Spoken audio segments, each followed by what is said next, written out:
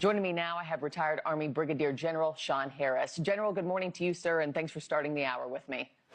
Good morning, Marky. Good to see you again. So Iran striking all these U.S. bases and these command centers across the Middle East overnight and says it hit F-35 hangars in Jordan. I mean, what does this kind of escalation signal to you, sir? I think what we're seeing here is hopefully we can get things to calm back down. The United States did a strike yesterday or this last night, and then they turned back around and hit us. Hopefully now we can actually calm things back down and get back to the table of negotiations. And how do we calm things back down? And is that possible at this point? Everything's possible. The reality of it is at the highest level of our leadership on both sides, we need to come off of all the social media and just let the negotiators do the talking for us and again, let things calm back down again. What did you make of the Apache helicopter being shot down yesterday and the rescue? Thankfully, those two crew members okay, but CENTCOM still hasn't confirmed whether Iran intentionally, targeted the helicopter or whether, the drone, I don't know, did it on accident. But what did you make of that in their rescue? Yeah, that was pretty surprising that hit could actually happen. But what I will say, I think it was just amazing that Task Force 59, which is in charge of our autonomous systems when it comes to things that we use out in the ocean, I thought it was just amazing to see that an autonomous drone could actually go out, find the pilots, pick them up, get them back to safety. That's the first time in history something like that has ever happened. And I think we're going to learn a lot from that. But it's still an investigation going on to see exactly how this helicopter was shot down. Yeah, I mean, the rescue just remarkable yesterday. But I do find it interesting if the president, sent out on social media that Iran intentionally, shot this helicopter down. Why hasn't CENTCOM confirmed that, you think? Marky, I used to be part of CENTCOM. Before CENTCOM puts out a statement, they're going to verify and make sure what they're putting out is 100% accurate.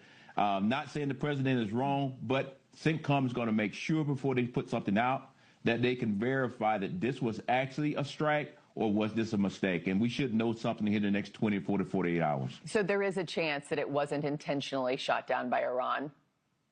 Yes, it is a chance. But again, the investigation is going on, and we'll wait for the next 24 to 48 hours, and we should find something out. You also had this northern Israeli air base that was reportedly damaged in strikes this week as well. Is the tide turning against the U.S. and Israel here?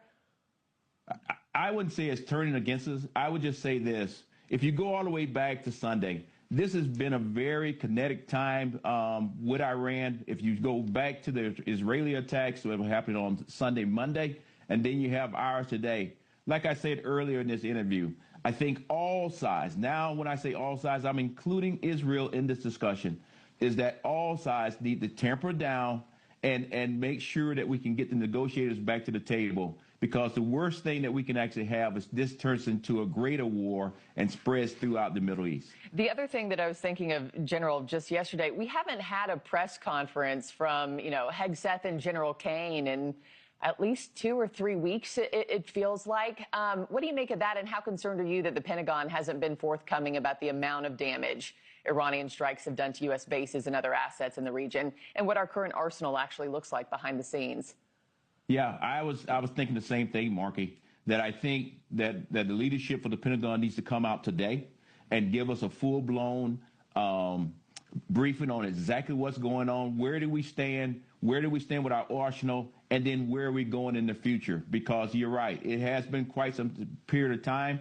And I just look forward to the leadership coming out here in the next couple of days and tell us, not only us, but tell the American people exactly what's going on in Iran. And all of these strikes that have been traded back and forth, all week long for the last, several days at least, does that derail negotiations between the United States and Tehran? And what do you think comes next before I let you go? I won't say it won't derail it, but I will say it puts extreme pressure on it.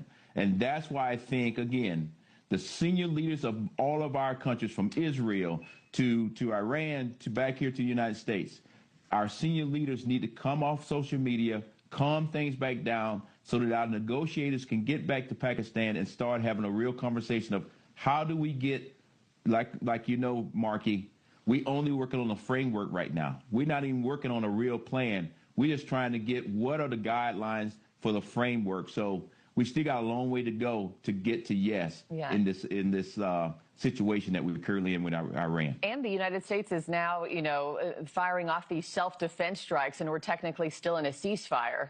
That seems like a contradiction of terms to a lot of people.